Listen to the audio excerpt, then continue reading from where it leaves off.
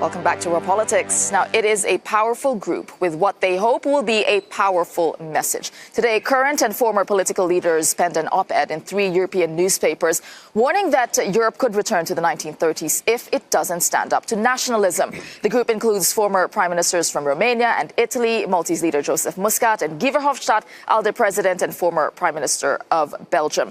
Now, they wrote this: "We refuse to be a new generation of sleepwalkers. We must act now, or the European project will stall. Worse, it could be suffocated by nationalist and populist forces." And of course, we are back with our panel. Maeve McMahon, our political reporter at Euronews. Andrew Byrne is Europe correspondent for the Sunday Times, and Eva Kaili, Greek MEP with the SND party. Now, I've read the op-ed that they've written today. A lot of grand words, a lot of big ideas, but they talk about action. But except, is the action clear enough? What action are they talking about? Eva, I'll put that to you. Well, I think it's really important to see forces of the progressives to join here and at least try to set up a new vision for Europe. We have elections in a few months, try to fight populism with messages that will be positive and not negative, trying to establish security control, but not hate and anti-immigration. Because in the letter they said that they would even be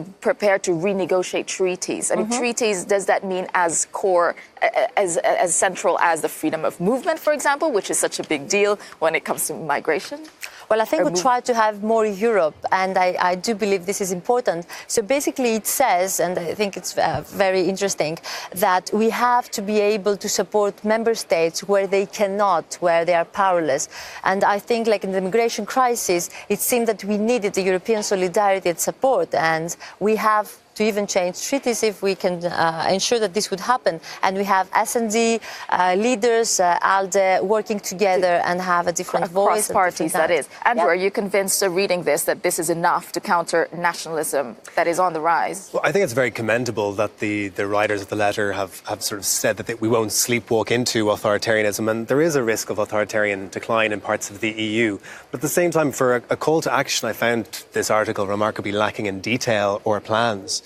It talked a lot about justice, peace, freedom. These are all lovely terms. It's a bit like motherhood and apple pie, though. I mean, who's really going to object to it? And one of the actions that was spoken about, and it was said we want to help where member states or national governments are powerless, and it mentioned digital taxation. The problem is not that member states are powerless, it's that they're unwilling to pool sovereignty in these areas. So I think the writers of the letter have a bit of work to do before the elections to make these grand aspirations practical and relevant. No, absolutely. And when you put more Europe versus more sovereignty, I mean, this is exactly the debate we've been having right across Europe. Absolutely. And what we're seeing this morning from the likes of Guy Verhofstadt, this is very typical. It's 8 months to go till Europeans go to vote. It's next May, those elections coming up, and we're going to see more and more of this coming out of Guy Verhofstadt. He's voiced his concern in the last few weeks about Hungary, about Poland. We've been reporting every day about those stories, and he wants to show that they can come together. And of course, as well, what we might see coming after post-May is Macron's party on March coming together with Guy Verhofstadt here in the group, and their eye is on that ball because ECR, of course, European Conservatives and Reformists, will get much smaller, so all the British MEPs will have to pack up and leave.